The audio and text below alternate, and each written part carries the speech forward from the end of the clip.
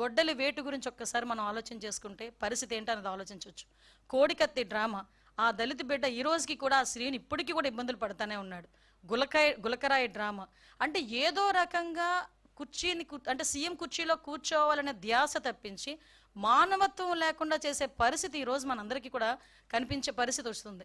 నేనేమంటానంటే అప్పటికీ కూడా ఇంకా సమర్థించుకోవడం ఎంత దారుణంగా సమర్థించుకుంటున్నాడంటే వాళ్ళ నాయకులందరూ బయటకు వచ్చి ఇదేదో మార్ఫింగ్ చేశారు, ఇలా చేశారు, అలా చేశారని క్లియర్గా వీడియోలో కనిపిస్తుంది.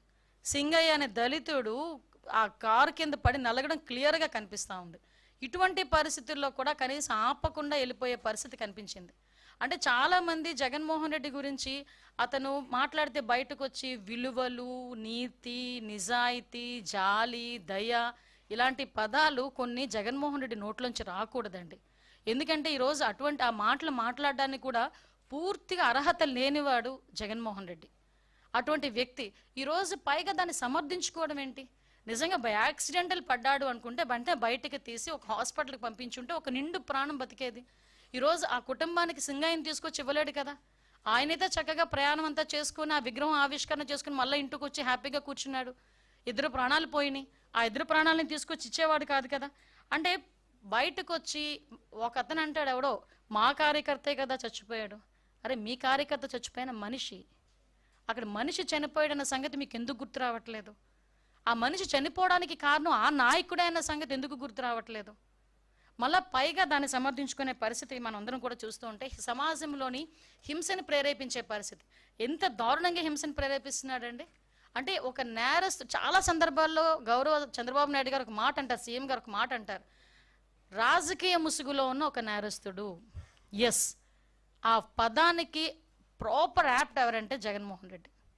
ఒక రాజకీయ నేపథ్యం ఉన్న వ్యక్తి రాజకీయ ముసుగులో ఉంటే ఎలాంటి అనర్థాలు దారితీస్తాయో ఇప్పుడు జగన్మోహన్ రెడ్డి పర్యటనలు కూడా అలాగే మనం చూస్తున్నాం. మీరు ఒకసారి అబ్జర్వ్ చేయండి. సత్యసాయి జిల్లాకి ఒక పరామర్శకి పోయాడు. ఆ రోజు అలాగే హెలికాప్టర్ దగ్గర రచ్చ చేశారు వైసీపీ కార్యకర్తలు. తర్వాత హెలికాప్టర్ ఏదో పని చేయట్లేదు, ఏదో సాంకేతిక లోపం ఉందని బై రోడ్ వెళ్తూ ఓ పెద్ద రోడ్ షో చేసుకుని వెళ్ళాడు. తర్వాత మనకి పొదిలి వెళ్ళారు, రైతుల గురించి అని చెప్పేసి వెళ్ళారు.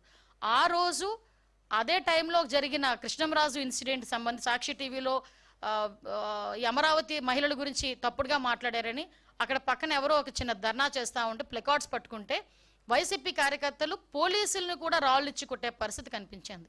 ఇలాంటి నేపథ్యంలో చాలా క్లియర్గా మనకి ఈ రెంటపల్లి వెళ్ళేటప్పుడు మా ఎస్పీ గారు చాలా క్లియర్గా చెప్పారు, సార్ ఇంతమంది వెళ్ళేటప్పుడు మేము ఇబ్బంది పడతాం, Z+ సెక్యూరిటీ ఉన్న వ్యక్తికి ప్రొటెక్షన్ ఇవ్వాలంటే ఆ రోడ్లో పనికిరాదు, సో మీరు కొంచెం మాకు సహకరించండి అని చాలా క్లియర్గా చెప్పినప్పటికీ అతను ఈరోజు బల ప్రదర్శన అనుకున్నాడు. అంటే ఒక పరామర్శకు వెళ్ళేటప్పుడు కనీసం మీకు విషయం చెప్పనండి, అంటే ఇక్కడ సందర్భం బట్టి చెప్పాలి కాబట్టి చెప్తున్నా. లోకేష్ బాబు గారు ఆయన రాజకీయంలోకి వచ్చి ఎన్ని సంవత్సరాలు అయిందో మీకు తెలుసు. ఏదైనా పరామర్శకు వెళ్ళినప్పుడు ఎవరైనా వచ్చి సెల్ఫీ అడిగితే ఏమంటారో తెలుసా ఆయన? ఇది సందర్భం కాదు బాబు సెల్ఫీ తీసుకోవటానికి, నేను వచ్చింది పరామర్శకి, నేను ఇంకేదైనా మీటింగ్కి వచ్చినా లేకపోతే ఇంకో ప్రోగ్రామ్కి వచ్చినా కంపల్సరీ సెల్ఫీ ఇస్తా అని. ఏదైనా మామూలు ప్రోగ్రామ్కి వస్తే వచ్చిన ప్రతి కార్యకర్తకి కూడా 2000 మంది ఉన్నాయండి, 3000 మంది నుండి సెల్ఫీ ఇచ్చి వెళ్తాడు. అది లోకేష్ గారి తాలూకా రాజకీయ పరిణితి. అది ఇతగాడు ఈరోజు రాజకీయంలో కొత్తగా వచ్చిన వ్యక్తి కాదు కదా. వాళ్ళ నాన్నగారు ఉన్నప్పటి నుంచి కూడా రాజకీయాల్లో ఉన్నాడు ఆయన. వాళ్ళ నాన్న ఒక ముఖ్యమంత్రి చేసిన వ్యక్తి. ఈయన రాజకీయాల్లోకి వచ్చి ఇంచుమించు 15 సంవత్సరాల పైన 20 సంవత్సరాల పైన అయింది.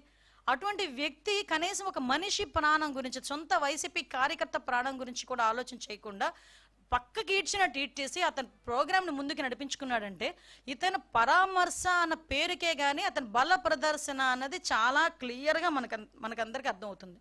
మాట్లాడితే నాకు భద్రత లేదు అని మాట్లాడతారు. మేము ఎంత క్లియర్గా Z+ సెక్యూరిటీ అనే పర్సన్కి ఎంత భద్రత ఇవ్వాలో అంత భద్రత కూడా పోలీస్ డిపార్ట్మెంట్ వాళ్ళు ఇస్తున్నారు. ఈవెందో ఆయనకి ఇచ్చిన బుల్లెట్ ప్రూఫ్ వెహికల్ కూడా ఆయనకి ప్రతిరోజు ఆయన దగ్గర ఉంటుంది. కానీ ఆయన ఎక్కరు బుల్లెట్ ప్రూఫ్ వెహికల్. మేము ఇచ్చిన వెహికల్ ఆయన ఎక్కరు, ఆయన సొంత వెహికల్లో వెళ్తానంటాడు ఆయన. కానీ ఆయన ఎక్కినా ఎక్కకపోయినా ఒక Z+ సెక్యూరిటీ ఎక్కిన వ్యక్తికి మేము ఇవ్వాలి కాబట్టి బుల్లెట్ ప్రూఫ్ వెహికల్ అక్కడ మేము కంపల్సరీ ఇస్తాం. అంటే నేను ఇక్కడ ఎందుకంటే మాట్లాడుతున్నానండి, ఎవరి భద్రత గురించైనా కూటమి ప్రభుత్వం ఎక్కడా కూడా ఎటువంటి పొరపక్షాలు లేకుండా చాలా ట్రాన్స్పరెన్సీగా భద్రత కల్పిస్తున్నాం. అయినప్పటికీ కూడా కావాలని విద్వేషాలు రెచ్చగొట్టేటట్టుగా. మొన్న రీసెంట్గా ఒక పదం ఎవడో అదే రెంటపల్లి విషయంలోనే రప్పా రప్పా అని చెప్పి నేనే మాట్లాడాను. నేను ఆ రోజు మాట్లాడినప్పుడు చెప్పాను, ఏంటి